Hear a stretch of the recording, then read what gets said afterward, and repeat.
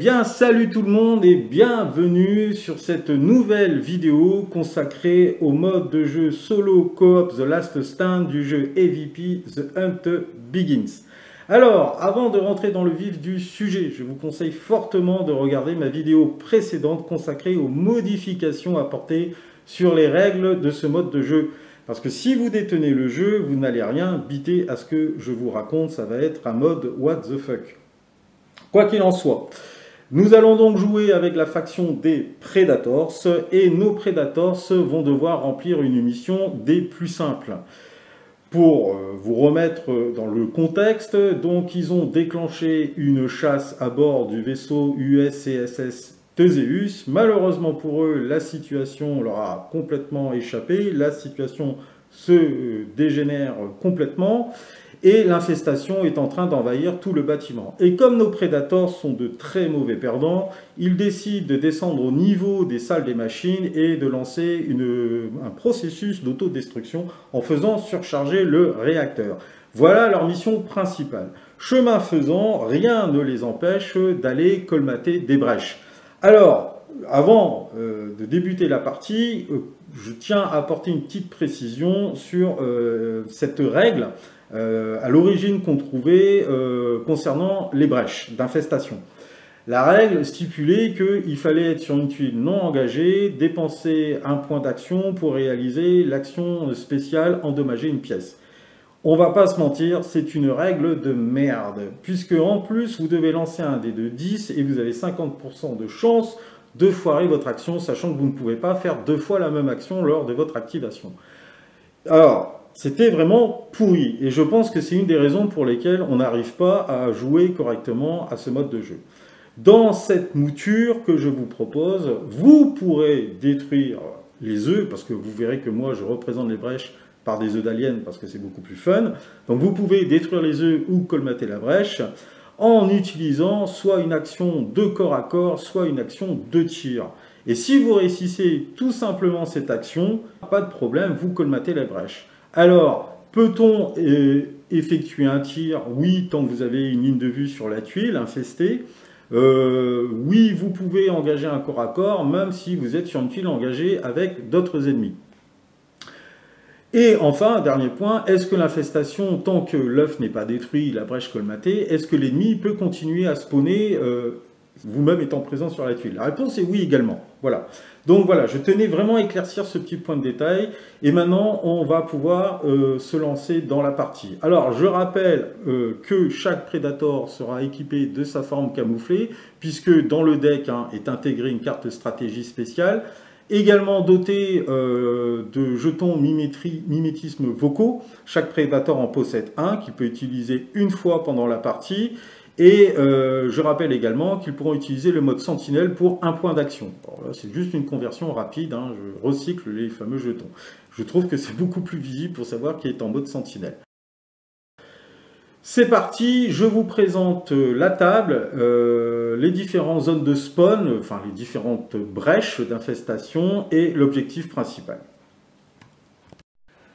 Donc voici l'objectif principal de nos Predators, le fameux générateur. Donc une fois qu'ils seront dans cette pièce, je rappelle, ils devront dépenser, le Predator qui sera présent devra dépenser un point d'action pour interagir avec la console et lancer la procédure d'autodestruction du générateur. Si vous avez un œil d'aigle, vous remarquerez que derrière le générateur se trouve une brèche d'infestation, donc un œuf. La deuxième brèche d'infestation est localisée dans ce couloir, dans l'angle de ce couloir, pardon, et vous voyez qu'on n'est pas très loin, effectivement, de la salle des machines. Troisième brèche d'infestation, elle est localisée ici, au niveau de l'armurerie. Et enfin, la dernière brèche est localisée au niveau de la chambre d'hibernation. Alors, concernant la ruche, nous avons bien un deck de cartes stratégie, puisque je rappelle que sur le nouveau tableau de spawn de la ruche, de déploiement de la ruche, sur un résultat de 19 et 20, vous pourrez piocher une carte du deck stratégie de la faction Aliens. En jeu, nous allons avoir les Facehuggers, les Stalkers, les Infant Warriors, les Spitters et les Warriors. Pour rappel, donc au premier tour de jeu ne seront que déployés, j'ai du mal à trouver mes mots, excusez-moi, les Facehuggers et les Stalkers. À partir du tour 2 pourront entrer en jeu les Infant Warriors, au tour 3 les Spitters et au tour 4 les Warriors. Alors, j'ai donc procédé au déploiement de la ruche. Pour ce premier tour de jeu, nous aurons donc un jeton, un signal ici, qui apparaît dans le couloir. Un deuxième jeton fait son apparition, un deuxième signal fait son apparition ici, au niveau de l'armurerie. Et enfin, le dernier jeton, un dernier signal, au niveau de la chambre d'hibernation. Alors, concernant la carte environnementale, je viens de piocher Cramped Conditions. Alors, que dit cette carte ? Avant de réaliser n'importe quelles actions de corps à corps, lancez un dé de 20 sur un résultat de 1 à 5. L'action de corps à corps est perdue. Concernant la pioche des cartes stratégie de la faction Aliens, donc je rappelle, dans ces modifications, on joue dorénavant avec 3 cartes au lieu de 5. La première carte s'intitule Multispectrum Clock. Ciblez n'importe quelle figurine Predator, la figurine Predator cible peut instantanément se déplacer sur une tuile adjacente inoccupée. Se déplacer de cette manière ignore les règles de désengagement et cela compte comme une action de mouvement. C'est une carte active. La deuxième carte, il s'agit de la carte Plasma Overcharge. Donc ciblez n'importe quelle figurine Predator équipée avec le Plasma Caster ou le Plasma Caster Gatling. Alors, au lieu de réaliser une attaque normale à distance, ciblez la figurine en ligne de vue et réalisez un test de RS. Si le test est réussi, toutes les figurines localisées sur la même tuile que la figurine cible reçoivent un auto-hit d'une force de 8 avec la compétence Hot Plasma. Et enfin, la dernière carte, il s'agit de Moment of Hesitation. Ciblez une figurine qui perd un point d'action une fois qu'elle a été activée. Peut seulement être jouée sur les figurines inactivées. C'est donc parti en commençant par un des Predators. Et donc je vais prendre le premier Predator qui me tombe sous la main, c'est-à-dire le Predator Hunter, celui-ci. Donc pour un point d'action, il ouvre la porte et pour un deuxième point d'action, il décide d'avancer dans le couloir qui lui fait face. J'ai bien dépensé mes 2 points d'action et je mets un jeton d'activation que je vais poser sur sa carte pour me rappeler qu'il a bien été activé sur ce tour. Au tour de la faction Aliens de jouer, et donc le but de la ruche est de rejoindre par le chemin le plus court possible donc les intrus. La ruche a commencé à s'activer tranquillement, c'est parti pour 2 points d'action. Ce jeton se déplace et arrête son mouvement face à la porte. Alors, activation de la faction des Predators. Le deuxième Predator à s'activer, ça va être celui qui est équipé du combi stick. Et il va se déplacer de 2 cases en direction de la porte. Hop.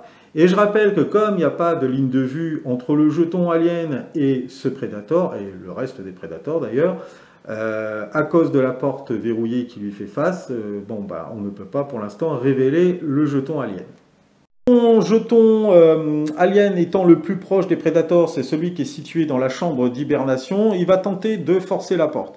Alors, hop, on ne sait pas s'il s'agit d'un Facehugger et d'un Stalker. Donc on va partir du principe que, ne sachant pas, on joue la règle normalement. Donc pour rappel, lorsqu'un alien tente de forcer l'ouverture d'une porte, il va dépenser un point d'action et en prenant en compte la taille de son socle qui est de 30 mm, il doit obtenir de 1 à 5 sur un dé de 20. Je lance le dé et j'obtiens 1, une réussite critique. Donc il est très motivé, cet alien-là. Donc au premier coup, il réussit à forcer l'ouverture de la porte. Donc, pour rappel des règles, une porte forcée détruite est définitivement retirée de la partie. Son deuxième point d'action consistera à s'avancer dans le couloir qui lui fait face. Et voilà, terminé, fin de son activation. On revient aux Predators et on va activer le dernier de la bande, donc le Predator équipé du SmartX. Et il va rejoindre son camarade, là, son petit copain, là, qui est au niveau de la porte pour l'instant fermée. Donc il dépense ses 2 points d'action et rejoint le Predator combistique. Ceci met fin à l'activation de la faction des Predators et il ne me reste plus qu'une activation pour la faction des aliens, c'est-à-dire le jeton situé au niveau de l'armurerie.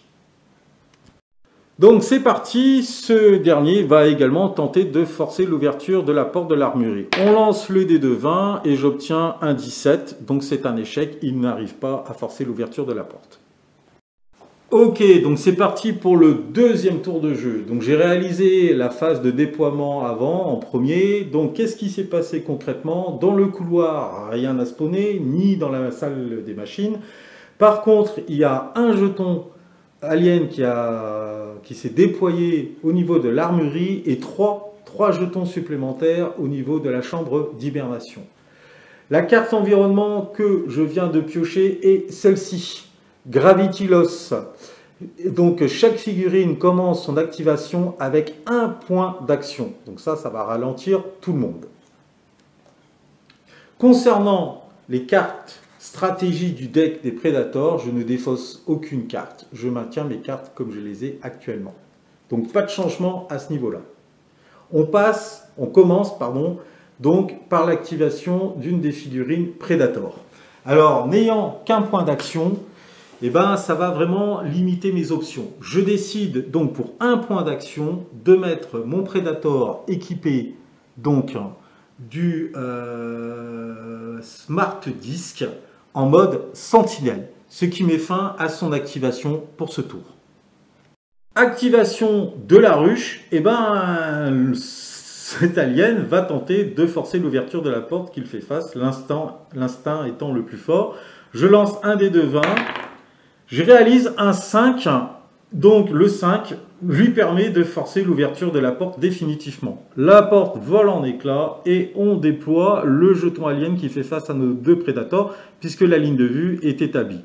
Et il s'avère que c'est un alien Stalker. Je remplace son jeton par la figurine correspondante.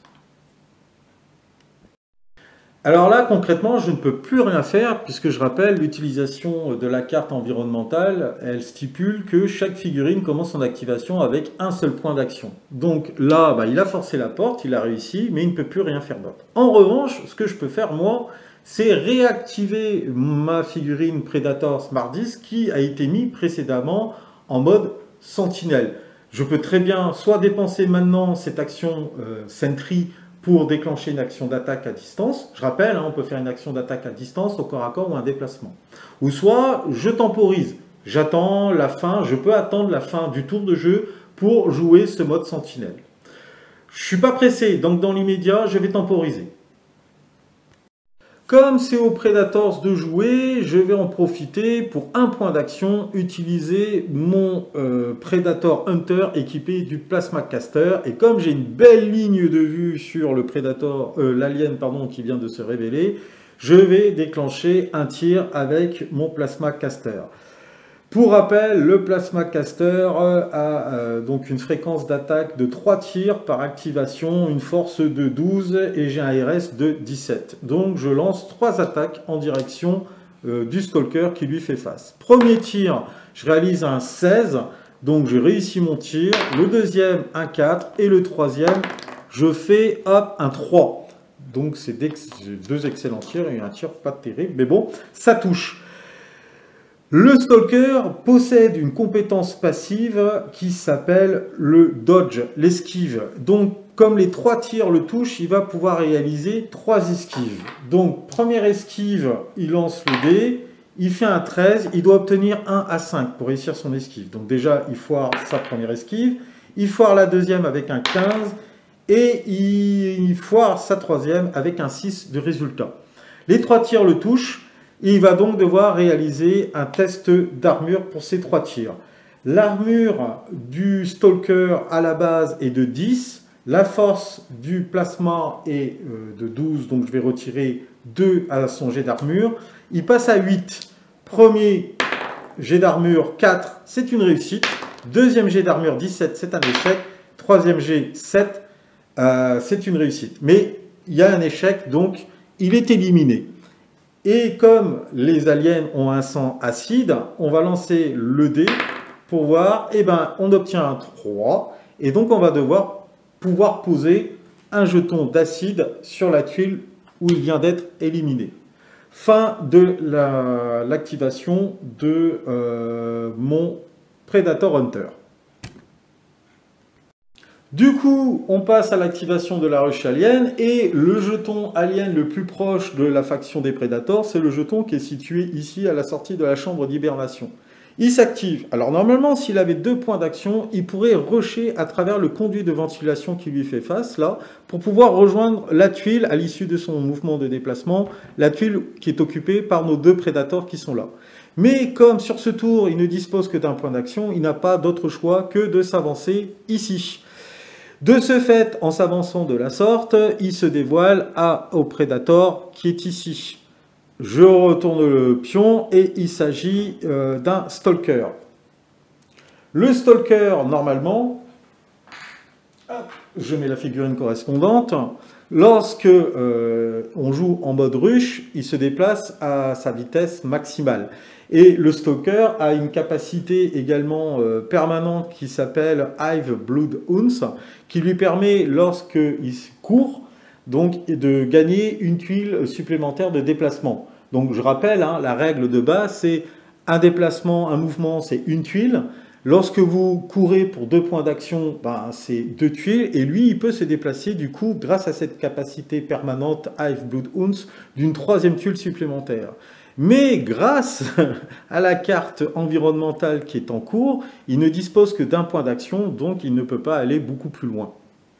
On passe à l'activation du dernier Predator. Il s'agit du Predator équipé du combi stick. Et pour un point d'action, je vais pouvoir le faire avancer d'une tuile. Fin de son activation. Donc, tous les Predators ont effectué leur unique action sur ce tour. Autour du reliquat des jetons aliens, on commence par la chambre d'hibernation, puisque ce sont les plus proches des Predators. On va gagner du temps, on va faire très vite. Donc, pour un point d'action, ils vont pouvoir se déplacer d'une seule tuile. Ils rentrent dans le couloir et il n'y a toujours pas de ligne de vue établie. Je rappelle que les conduits de ventilation ne permettent pas d'établir de ligne de vue au travers.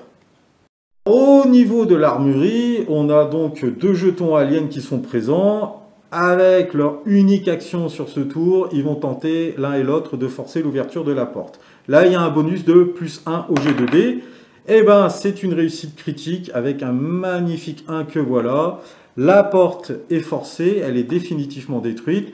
Et le dernier jeton alien, pour son activation, il va juste se déplacer d'une tuile et quitter l'armurerie. Ça, c'est fait. Enfin, avant de clôturer ce 2e tour de jeu, il ne faut pas oublier qu'il y a le mode sentinelle à effectuer, puisque je ne l'ai pas utilisé durant le tour de jeu. Et il s'agit de notre Predator équipé d'un Smart Disk. Et bien, je vais en profiter pour défausser le jeton sentinelle et effectuer par magie un déplacement supplémentaire. Et voilà, ceci clôture le 2e tour de jeu. Alors, le 3e tour de jeu débute. Et je rappelle que, on a commencé à partir du tour 2 à monter en difficulté sur le déploiement de la ruche.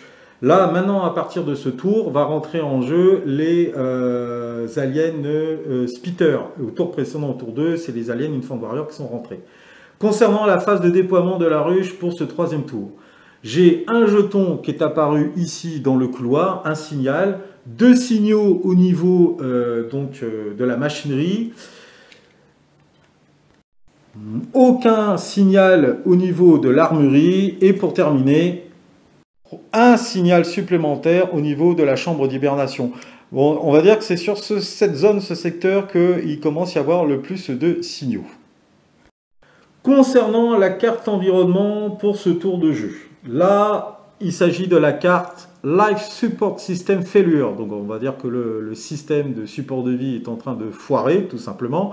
Lancez un dé de 20 pour chaque figurine sur la map, donc sur les tuiles. Sur un résultat de 20, la figurine reçoit une blessure. Donc vu qu'on est assez nombreux, je reviens vers vous après avoir effectué les tests. Bien, donc les tests ont été effectués et puis au final, il n'y a eu aucune perte dans les 2 camps. Concernant les cartes stratégie de la faction Predator, je décide de me séparer, de défausser cette carte la carte Plasma Overcharge et je la défausse et je pioche une nouvelle carte stratégie pour recompléter ma main à 3 cartes. Et là, je gagne cette carte-là qui s'appelle Forceful Impact. Cibler n'importe quelle figurine Predator. Chaque test d'armure causé par la figurine cible reçoit un modificateur additionnel de -2 à sa valeur de test. C'est une carte active. Voilà pour les cartes stratégie de la faction Predator. Alors, pour la première activation de ce tour, je vais activer le Predator Warrior équipé du Smart Disc. Première chose qu'il va faire, il va jouer une carte stratégie qui s'appelle Moment d'hésitation. Donc, cibler une figurine qui perd un point d'action une fois qu'elle a été activée peut seulement être jouée sur des figurines inactivées. Et cette carte-là, il ne va pas la jouer sur le jeton qui est là, mais plutôt sur le jeton, enfin sur l'alien qui s'est déployé sur le Stalker qui est ici. Donc, ça va concerner, hop, l'alien qui fait face au Predator Hunter situé là-bas. Donc, notre Predator Warrior effectue son action de tir à l'aide de son Smart Disc. Il le lance et je vais pouvoir lancer 2 dés d'attaque sur cette tuile. Je lance mes dés. Il faut savoir que le Predator Warrior ainsi que le Predator combistique qui l'accompagne, le tir n'est pas leur point fort, c'est surtout le corps à corps. Mais bon, 2 dés à distance sans ligne de vue en tir, même avec un RS de 12, c'est pas négligeable. Je lance 2 dés d'attaque, j'obtiens un 2 et un 7 pour un RS de 12, donc c'est 2 bonnes touches. Du coup, je vais devoir dévoiler l'alien qui est concerné par ces touches. Il s'agit d'un alien Spitter. Et je remplace hop, le jeton par la figurine correspondante. L'armure de l'alien Spitter est de 12. Sur ce chiffre, je vais retrancher la force du Smart Disc qui est de 1. Donc, son armure passe à 11. Je lance 2 dés de sauvegarde.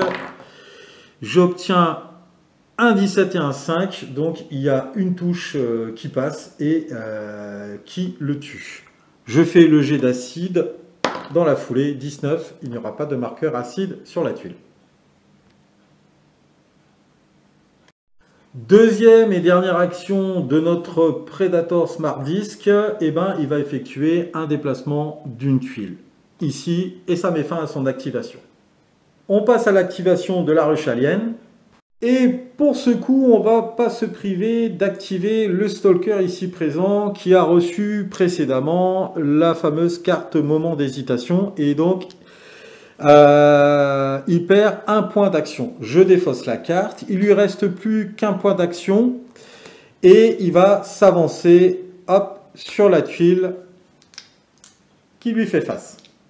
Fin de son activation. Et là, je me dis que c'est le moment ou jamais d'activer le Predator Hunter avec son Plasma Caster et de tendre un piège aux aliens qui sont sur le point d'arriver par ce côté. Donc je sais que lui, de toute façon, c'est bon, il est activé sur ce tour. Et je vais utiliser son jeton mimétisme vocal. Je vais le placer sur une tuile qu'il a en ligne de vue. Je le mets ici. Ce qui va obliger les aliens qui sont sur la tuile adjacente, ceux-là, à s'avancer directement sur la tuile qui est ici.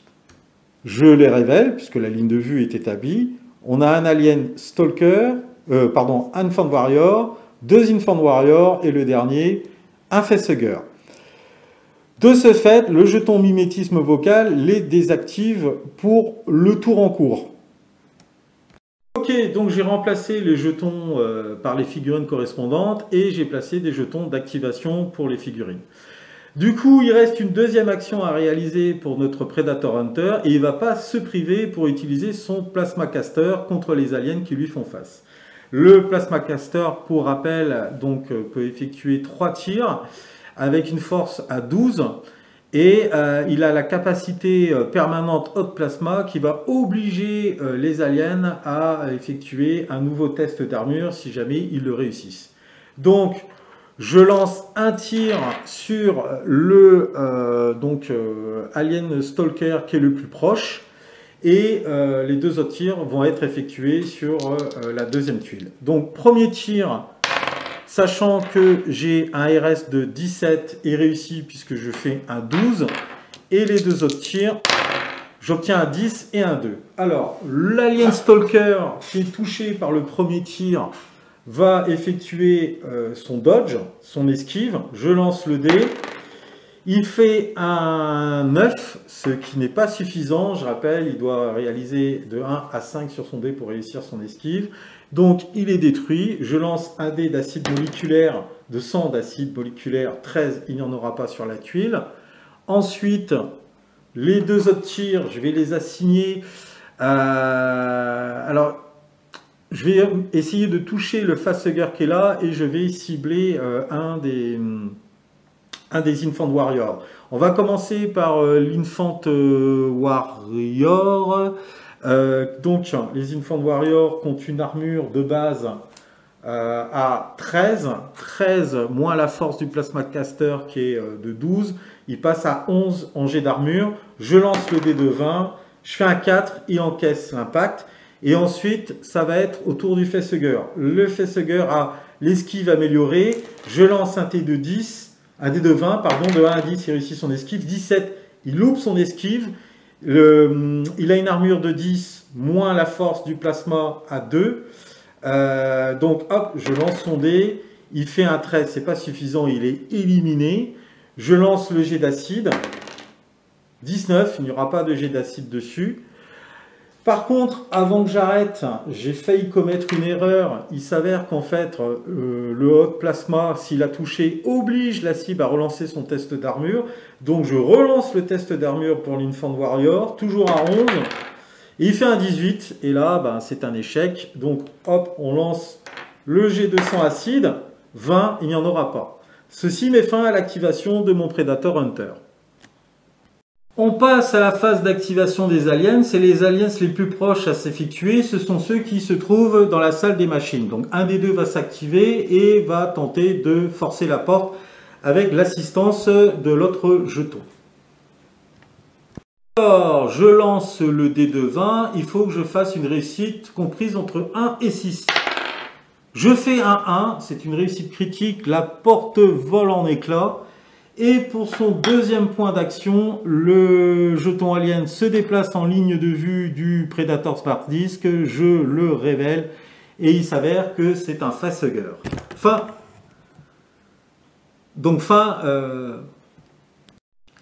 Fin de l'activation du facehugger. Activation des Predators, ça sera ma dernière activation pour eux sur ce troisième tour de jeu. Je vais donc avancer le Predator Warrior équipé du combi stick et je le fais pour une action avancée d'une tuile. Et là maintenant je vais devoir décider ce que je fais de ma deuxième action. Ok, donc après réflexion, je vais tenter le tout pour le tout. Je vais lancer une attaque avec mon Wrist Dart, non pas en direction du facehugger qui vient d'apparaître, mais sur la brèche, l'œuf qui se situe ici. C'est un pari risqué, je suis peut-être à la croisée des chemins là, mais on va voir. Donc je rappelle que si j'arrive à détruire l'œuf, il n'y aura plus de spawn possible à ce niveau-là.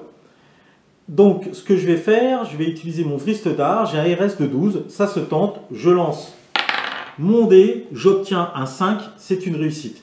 Donc comme ça compte comme une réussite, j'endommage la brèche.